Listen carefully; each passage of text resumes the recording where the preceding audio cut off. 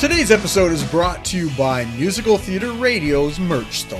Looking for that perfect gift for someone or just want to treat yourself to some great musical theater themed merch? Head to musicaltheaterradio.com and click on the All Things Theater button on the homepage and check out all the different designs available. And now, today's interview. Welcome back to another episode of Be Our Guest here on Musical Theater Radio. I am your host, as always, Jean-Paul Jovanoff. Today's guest I met about 15 months ago when I was a guest host, and she was the guest on the podcast Thrash and Treasure. It was a fun interview. I learned lots about them, and after the interview, I added some of their songs to the radio station. So that's in rotation. If you're listening, you might hear her sing. And today we meet up again, except this time I am no longer the guest host. I am the host.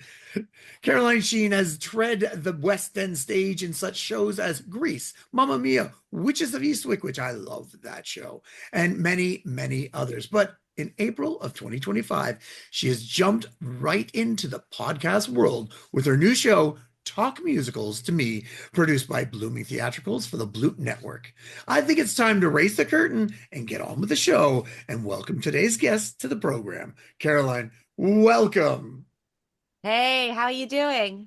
Good. Now, before we get into this, we need to learn who you are. To discover what you create, we got to know the person behind it, the artist behind it. So I always ask for a 30-second bio. So who are you in 30 seconds? Wow, 30 seconds. I am a Welsh actress. I mainly do musical theatre, but I've done a little bit of TV and film as well. When I was in college, I used to be nicknamed Caroline Sheen Musical Queen because I'm, a proud musical theatre geek.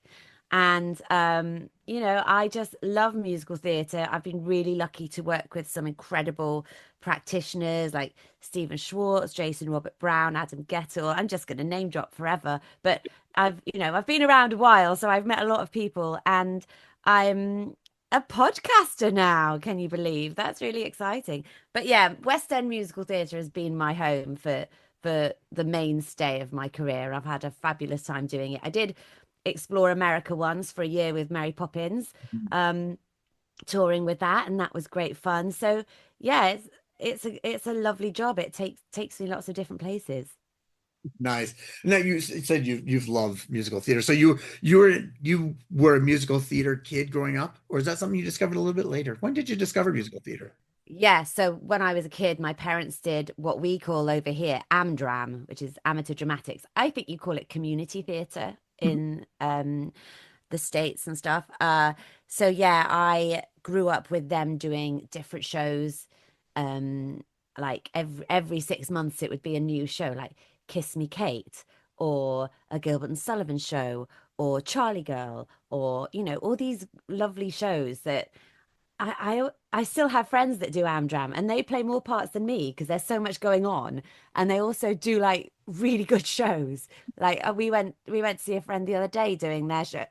They did Legally Blonde.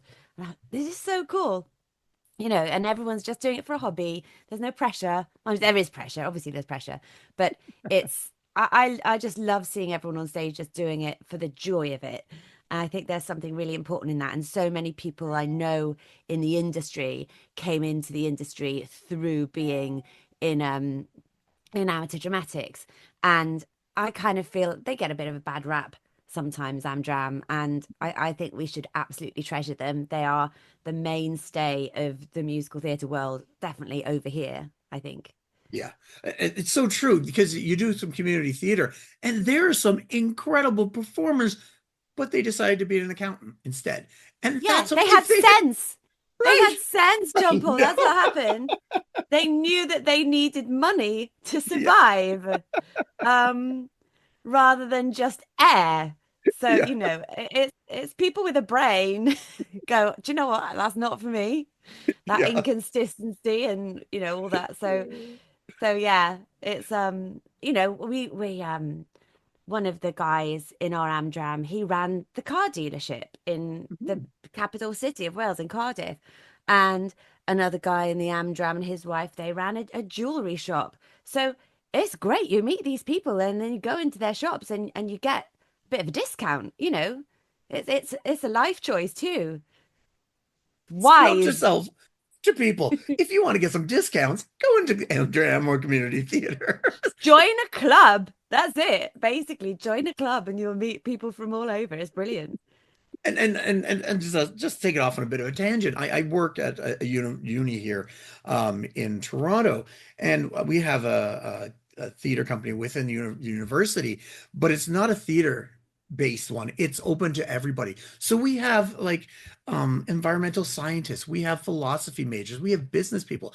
And I love the passion they bring because they're not in the industry. And Yeah. because they're not in the industry, they sometimes bring things you don't even think about. And that's Yes. the exact same thing as about the Amdram and community theater. Yeah, It's just exactly. exciting. You're there because you have the same interest, but not the same career. And Yeah. I do kind of miss that. I do miss that. I think I ended up sort of when I started working as an actor, I was like, oh God, what I don't have a hobby anymore. It's my job. So I had to find other hobbies, you know. I suddenly started reading history books and things like that to try and find other interests. But yeah, it's do you know what? It's a privilege having a job that I love. You know, I know not many people get to have that. It's and that's a real privilege. Well, I'm always curious. Now we talked about, some of the performers that you in the Amdram were car salesman, Yeah. jewelry, etc. In a parallel, different universe, was there a career that you might have gone into instead of theater? If the paths diverged, you went the Yeah. theater this way. Was there anything else that interests you?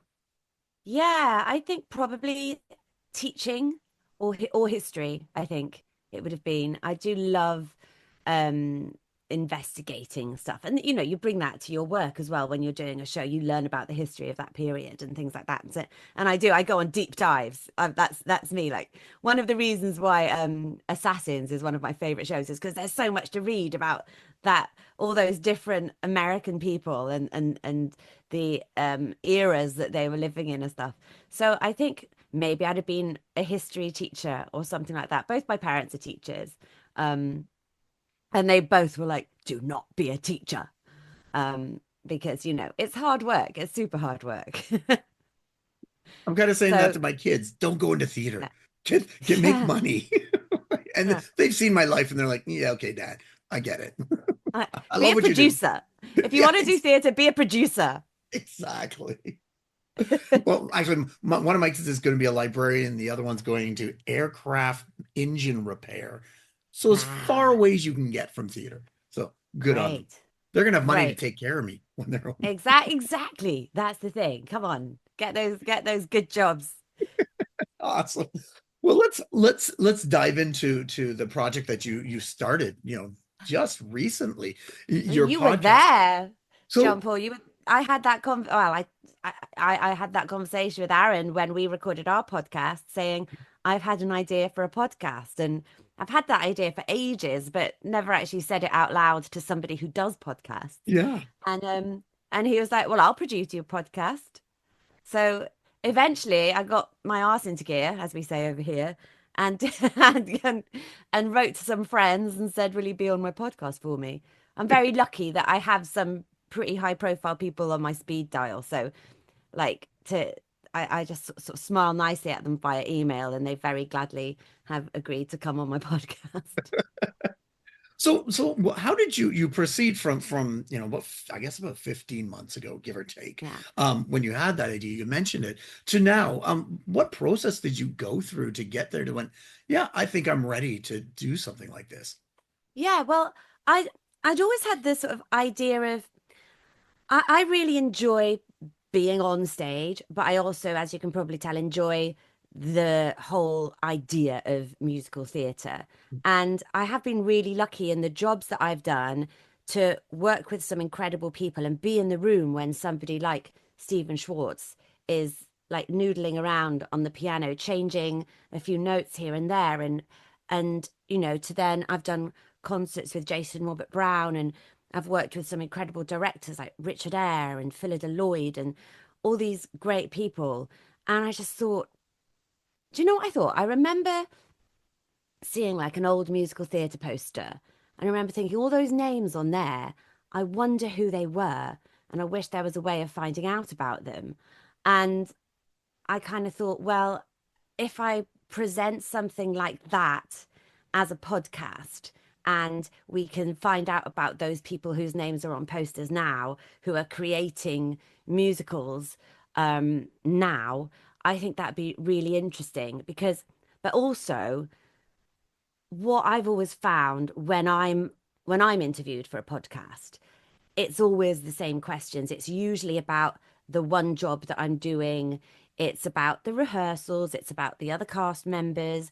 It's a little bit of like, tell me an anecdote, which is great. That's absolutely fabulous. But I feel like that dates things really quickly.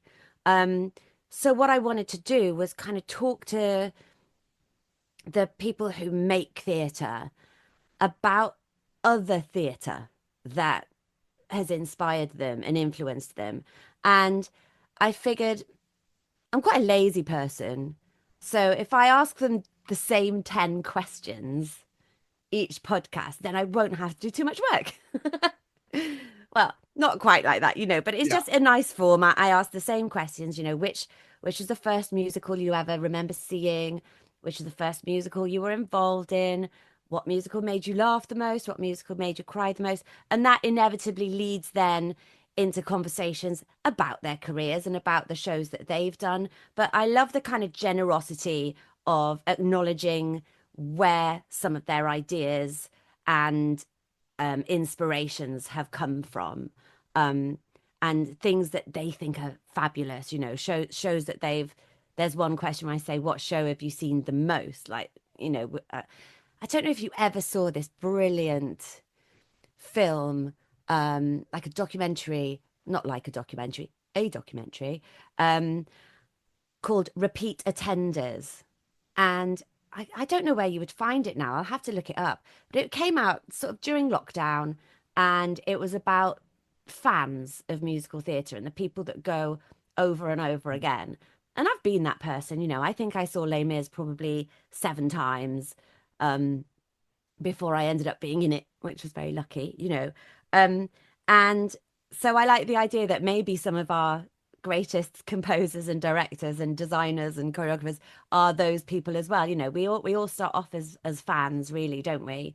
Um, so yeah, it's just investigating the life behind the work. Nice. So you've got a few in the can, I believe, that you've already I released. have. So I've So released three. perfect. Well, tell us who the three are. So the first three are Maria Friedman, who I have worked with. She's a wonderful actor, singer, everything from the UK, and we did The Witches of Eastwick together. And she also has now made an incredibly successful step into directing, and she directed Merrily We Roll Along on Broadway last year with Jonathan Groff and Daniel Radcliffe and Lindsay Mendez, and it was the hottest ticket on Broadway.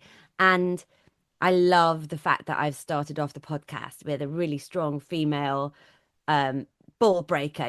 She's the loveliest person in the world, but somebody who's made a massive impression on the theatre landscape.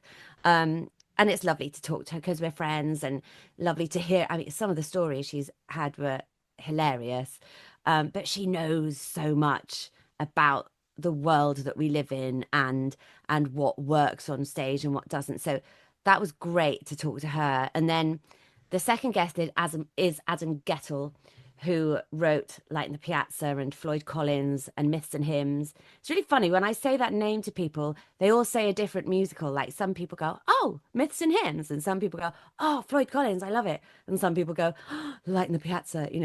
So I'm never quite sure which musical they're going to name when I talk about Adam.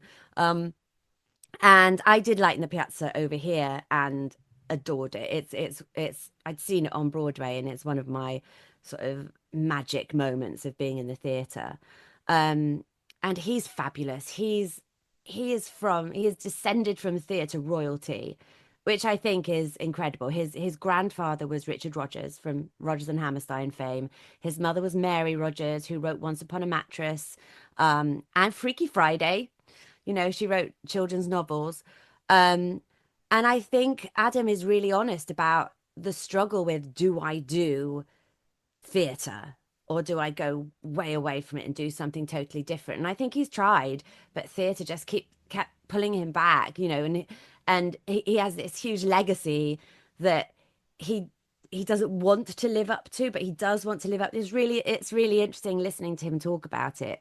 Um, and obviously, you know, saying to him, "What's the first musical you ever saw?" when your granddad's Richard Rodgers, of course, it's going to be Oklahoma, you know. Yeah. Um, but yeah, he's fascinating and really passionate about musicals and where they are and what's new, what's old, what's current. It's really, really interesting. And I'm really thrilled because this week also his production of the Broadway production of Floyd Collins has opened and it's had fantastic reviews. So I'm so pleased because I interviewed him the week that he was just about to start rehearsals. So I managed to grab him before things got too crazy. Um, and I'm just really pleased for him because he deserves all that incredible success. And then my third interviewee is a man called John Weidman, who is a book writer.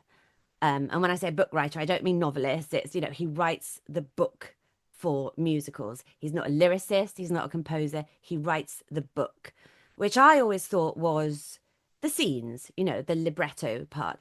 But it's so much more than that. And if you listen to the podcast, he talks about it incredibly. It's the shape, it's the dynamics of the show are all kind of down to the book writer. And it's wonderful listening to him speak. I haven't told you what he's written though, which is amazing. He's written Assassins, Roadshow, and Pacific Overtures, all with Stephen Sondheim. Um, at one point, I got a bit weepy actually because he was talking about um, the musical that made him cry the most, and he said, you know, he said it's not even a musical. It's the one song at the end of Sunday in the Park with George. He said, I cannot listen to that. And we both started getting a little bit choked up as we were talking. Um, and yeah, just listen to him talk about his process with Stephen Sondheim, but also his his way into it. You know, he was an avid theatre goer. His father had done some work in the theatre. He'd written the book for Fiorello and Tenderloin. Um, but had sort of stepped away from it when his career became less successful and he went, you know, he took a departure and did some other stuff. But John always kind of just thought he'd be an audience member, you know, and one day he just decided to pick up a pen and write a play. And then somebody he knew said, you need to show this play to Hal Prince. And that play became a musical called Pacific Overtures. So that's quite a bit of just you know what a miraculous sort of combination there really. So and I've just had an absolute blast talking to all these people and asking them, yes, the same 10 questions every time, but the conversations are always so different and I feel incredibly greedy really. I'm basically feeding myself. If musical theatre had calories, I would be the size of the whole United Kingdom after these conversations. Um, I totally understand what you're saying. You know, you have a set of questions, but they still diverge because you Oh, never know yeah. where they're going to go. Because every answer, the same question, even uh, your name, sometimes it's because it's difficult to say or whatever. Like it goes off in crazy tangents, and I Yeah. love that because you never know Yeah. where it's going to go. And like you said, I'm curious about you know, I know when I started my podcasting, you try to figure it out. You've never done this before. You know, Yeah. you've been on stage. You know how to do that, but this is new. So I know it's only been three episodes, but what have you learned or discovered in your style? Even through those three, as stuff changed, you're still discovering stuff. Ah, I've learnt to shut up. That's what I've learnt to do. I keep sort of going, yes, ooh, when people are talking. What is that? No one needs to hear that. So, you know, like little technical things like that that irritate me about myself. I've learnt that. And I keep getting these messages from Aaron going, don't worry, we all hate ourselves when we, when we listen to ourselves. Um, so that's, you know, it's fine. But also, preparation is key. Even though, it's the same 10 questions, I have to make sure I know. I've been really lucky in that most of the people I've interviewed have been people that I'm friendly with. Um, but at some point, I'm going to be hopefully meeting new people and interviewing them about their careers and their musical influences and stuff. So that's when I'm going to have to kind of make sure I've got the preparation down, and that I don't want to be too shy, I guess, in those cases, and still have nice relaxed conversations even though I don't have a history with them. So that's sort of on my mind. And the other thing is like technical stuff, like, which mic to use. The first three episodes are on three different mics, and you can tell when you listen to them. And I'm hoping that this one I'm doing this recording on now is quite a good one. Um, because this is the one we just spent a little bit of money on. So let's see. Let's see how that one goes. It's literally just me and Aaron and, emailing and stuff like that. And we're the opposite sides of the planet. He's in Australia, I'm here. Some people we're interviewing are in New York. So, it's a logistics thing. Um, I would love to find like I'm kind of naive when it comes to how do you get these podcasts to get advertisements on them. When you hear let's go to a break and then you hear adverts. I need to find that out. It's the beginning of a big new adventure, as they say. Well, the good thing is you have Aaron to take care of some of this back end stuff because he's been Oh, he's been amazing. He's yeah been so fun. yeah. And And and what and go ahead.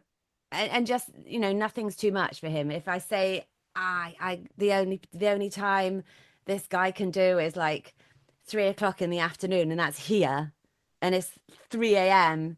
in Melbourne. He'll get up. He's great. He's an absolute sweetheart, and I can't thank him enough. For sure. Yeah. He'll once a month we have, as he says, a kiki. We meet up online.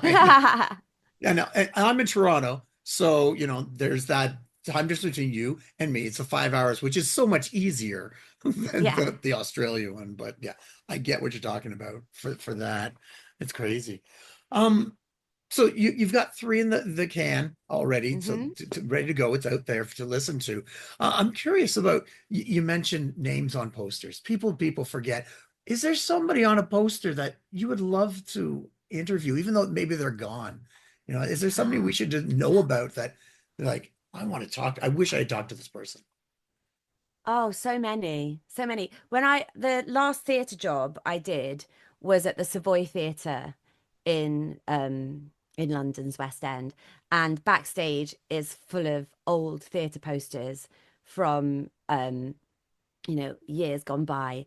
And the Savoy Theatre is the theatre that Gilbert and Sullivan built, and they actually broke up their partnership because they decided to add a hotel to the theatre, which is like now one of the most famous hotels in the world, the Savoy Hotel. And they had an argument about the colour of the carpet.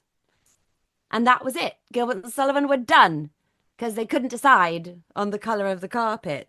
Um, so, I mean, those two, I think people know quite a lot about Gilbert and Sullivan that want to, but I'd love to have spoken to them and their producer, Richard Doyley Cart, um, just because I guess those operettas are a really early imprint of what musical theatre then became. It's light and it's funny and but there's still sort of dark themes to them as well, and irony and satire, and it's just really fascinating. So them, I think I would love to have talked to Lionel Bart, and the collaborate. I'm sort of picking famous people though, aren't I? But yeah, you see the sort of the names of the choreographers, or sometimes the names of the lead actors, and I go, I never heard of them. Who are they? And then you'll go and Google, and they'll have had this incredible career that ended in like 1941 or something. Um, so we don't have the records really. We just have newspaper, Mhm. and not even that, I guess, if it's further back. But I think to have the record on on podcasts and to have all these interviews. I think that's what's incredible about the internet. The internet has its huge disadvantages as well, doesn't it? But Yeah. I think the good things about it is the fact that we can connect, we can communicate, and we can discover so much more about people now than we ever could before. And it can be accessible from all across the globe. There's this brilliant, like, the site that you go on to like upload the website, the podcast. You can see who's listening. And I mean, the podcast has been out for 2.5 days, and there's people listening, obviously in Australia, because that's where Aaron is. So I was like, wow, Australia. And then I remembered that's probably Aaron. Um, but Serbia, Switzerland, Hong Kong. I'm Mhm. like, who's listening to that? That's exciting. I'm really excited that that reaches there. So I've gone off on a tangent, but it's to bring what I am passionate about to people everywhere if they want it is a really exciting idea for me. Well, musical theater is global. It's slightly different in each place, but it is global. You can find musical theater everywhere, and that fascinates me. And I feel the same way. Where are people listening? Because I've done for my podcast, I did a roundtable of musical theater in Finland because Oh I knew wow. nothing about it, and now I know lots. And it was so interesting. I talked to a gentleman about musical theater in Korea and how both of those are only really a couple of decades old. Like they're Yeah. so relatively new compared to say, Korea gets loads of things now. They're like yeah, really sort of pushing the boundaries of what they've had. And I know a lot of British producers are taking their stuff out to Korea and stuff, which is really exciting to sort of imagine musicals being so successful in such a different culture and such a different area. yeah. And we're inundated with English stuff, right? We got the UK, we got the Yeah. US, we got Canada, we got Australia, but there's musical theater in Mexico, and I would love to discover more in Africa. Like I know Yeah. there's musical theater there, I just don't know where to find it yet, and who to talk to. So I'm like yourself, I'm always curious about talking to people and Yeah. the poster people, the people that nobody knows about, and Yeah. exciting. I think also like the they just announced yesterday that, Six, the musical Six, and it's like massive, even though it's this very British kind of historical story or well fact of Henry VIII and the six wives of Henry VIII. He doesn't appear. It has gone across the world and has captured the imagination of people everywhere. And to such an extent that they are bringing the Japanese cast of Six over to the UK in the summer. And I haven't read, actually. I should probably read, but I don't know if they're going to be doing it in English or in Japanese. And I just think that's really fascinating that, I mean, they could do it in either language because I think enough Brits know it well enough to know what they're saying. And I would find that really, really interesting to see that. I think it's a really exciting kind of exchange. With your podcast, we've talked about the poster people, who from the past, anybody from the present that you would love to get on as a throwout. And if they're listening, maybe they will. If they're listening, the big one I really want to get on. Hang on, there's a few. Hang on. So, dreams now. In my Mhm. dreams, I listened to a podcast and it was Jesse Eisenberg and they asked him about his was it an interview?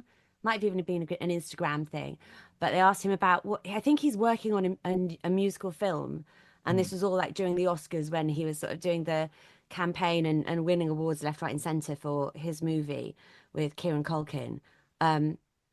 And it was just he said his two favorite musicals were Pacific Overtures and Floyd Collins, and I was like, hang on, those are not your typical musicals for someone who doesn't know or doesn't have a career in musical theatre. Yeah. So wow, I'd love to talk to him. I'd love to talk to him. And then I said that to John Weidman on our interview, and he was like, "Oh yeah, I met him. I met him in a lift, and we went and had coffee and talked about Pacific Overtures." I was like, "Wow, this is so cool." Um, so he's a big one I'd love to get on. Um, And I mean, if I could ever interest John M. Chu in coming on, that would be phenomenal. I mean, these are like biggies, right? And then I would love to talk to the director of Gypsy, maybe the choreographer of Gypsy on Broadway as well. Because I think what they're doing with that is incredible. And having Audra McDonald playing Mama Rose on Broadway is I haven't been out there to see it. I haven't been to New York for years, but maybe this is an excuse to go. With my podcast, I'm like, Yeah. sorry, it's a business expense. I'm off to New York to go and see shows. Um, so George C. Wolfe, he's the director of that, and I would love to talk to him. And I kind of, I one of the musicals that's made a big splash over here is a new one called Benjamin Button, The Curious Case of Benjamin Button, and it's based on the story, but not the film. They've it's loosely based on the story, and it's come through this great. It's a difficult. It's been a really difficult climate for new writing in Britain, and I think these two people, these two companies, the Mercury Musical Development and the Music Theatre Network, they are trying their best and putting on showcases and trying to get new voices accepted in the musical theatre world and taken risks on. And Benjamin Button has come through them, and they've actually reached out and said, we'd love you to come to our next showcase. And I can't go because I'm workshopping a new musical, so I can't go. And they were like, or if you want to talk to any of our writers or our composers, I'm like, no, I want to talk to you. I want to talk to you about your work and everything. So, much as it's about musicals that have inspired, I think keeping that going into the future is a really important thing as well. I'm curious if there's now your first interview with someone you knew, right? And Yes. did you find that easier or harder? Because sometimes when you know somebody, asking these questions. So what was that experience for you? Yeah. It's it's weird because when you know them, it's weird to be kind of formal, I guess not formal, but to be an Yeah. interviewer, you know. So it's and also to not talk back too much. People Mhm. aren't listening to what I want to say. They're there Yeah. to listen to them, and I'm like they're going blah blah blah blah blah, spouting forth my opinions. Nobody needs to hear them. So to remember that it is a two-way conversation, but it has to be far more weighted with the person I'm talking to. Um, it's a big thing for an actress to learn, that it's not all about me. Um, but yeah, I think that formality is it's weird to start off with, but once we always have a like chat before we start recording anyway, so it ends up being fine. But I think, like I said, there's one person I've interviewed that I didn't know particularly well, but I had a fabulous time talking to him. Um, I don't suppose am I allowed to tell you? I can't tell you. No, Yeah, I don't want to let's get in trouble assume with you can. Aaron. But Because let's wait and see. Let's wait and see.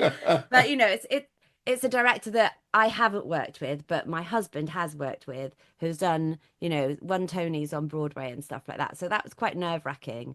But um but once he started talking, I was like, and he started talking about his old days in Amdram, and I was like, it's fine. We have such shared experiences, and such common ground that as soon as you find that, it just really helps to then warm to each other. And yeah, it's been really lovely. And like I said, I do feel greedy. And what's nice now is that now it's out, is that, I've been putting things about it on my Facebook and Instagram and stuff.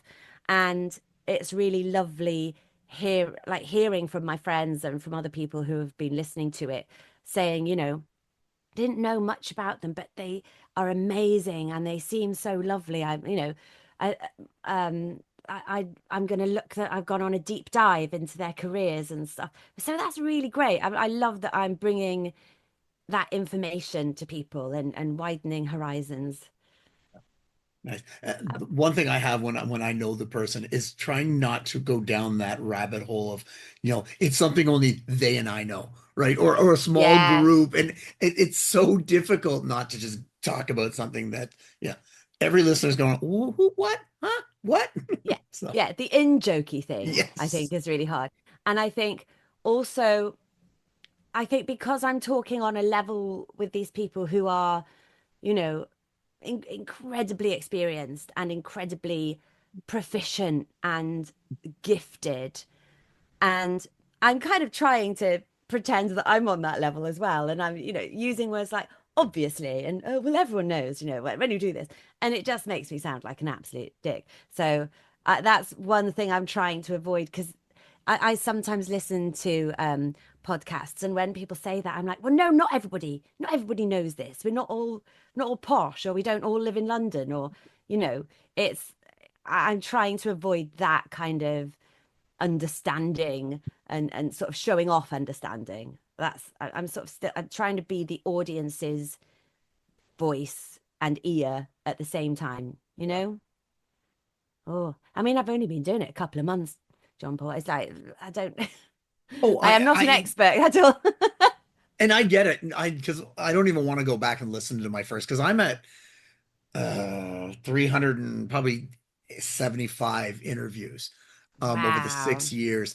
But those first, even the first 25, I don't even want to listen to, because I've changed so much from then. Because again, you get into it, you're not sure what you're doing. Now, the nice thing is you have Aaron to guide you, and Yeah. he'll tell you yes or no. I just faked it, Yeah. and you can Yeah. tell.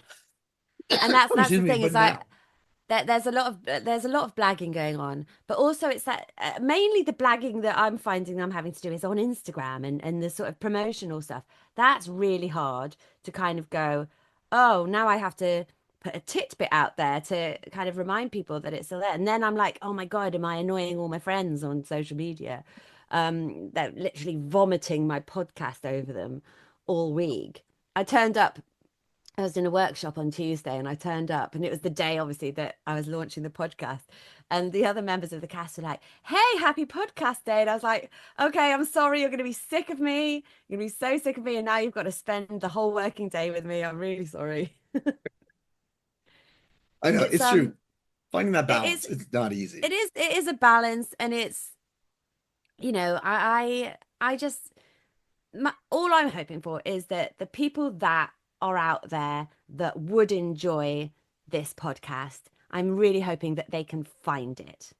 I think that's what I want. I'm sort of thinking that the people out there who are like me, who are like-minded, who find the intricacies of how you write a musical, how you direct a musical, what musicals have influenced those choices, and what the little details of things like that. I want those people to be able to find it and to find out about it. So thank you for giving me this opportunity to gob on about it and not bore my mates about it. Well, if there's any indication just from the first three guests you have, there's going to be people who want to listen for sure, I because really those are hope some three so. good gets, and Yeah. who knows where the rest of it's going to be, and we're excited to find out. So the question is, how do we listen? Where do people tune in? What's the websites, the links, the socials, all that fun stuff? Everywhere. So I don't even know if I've said what it's called. It's called Talk Musicals to me, which I thought was quite clever. Um, and luckily there wasn't another one called Talk Musicals to me, because otherwise this podcast would never happen. Um, but it's from that thing of like that's always what I want to talk about when I'm, you know, not all the time. I'm not a bore when it comes to it, but that's what I love chatting about when other people are similar. It's a lovely conversation. So talking musicals is a big sort of pastime of mine. Um, and you can find it on all of them, I think, wherever you get your podcasts, like Apple, Spotify, Pocket Casts, Podcaster, Amazon, YouTube. I think it's on there. It's not a visual podcast, not yet. I don't know if it will be. I'm not quite sure. about the visual thing. I don't watch podcasts, I listen to them. Me It's too. a dog walking thing. I'm at the gym and listening to it thing. I haven't been to the gym for ages, but that's where I actually first listened to one of Aaron's podcasts was at the gym with Diane. I was listening to Diane's interview and I was like, this is great. This is really fun. I think it's really lovely when a podcast has an angle Yeah. and it's not the angle you expect it to be, Um, so yeah, wherever you find your podcasts, you will find Talk Musicals to Me. And they're going to come out every Tuesday for the foreseeable. I'm sure at some point we'll have to have a break because, I have other jobs and things like that. But it's that thing of I've got a few backed up. So we've got enough for a few months already, and I've got others in the pipeline. So yeah. Very nice. And what about your own personal, social medias? Because like you said, you're promoting it on there. So if people go Yeah. there, they'll be So able to find it as well. yeah, you can find me on Instagram mainly. That's my main one, which is at Caroline Sheen on Instagram.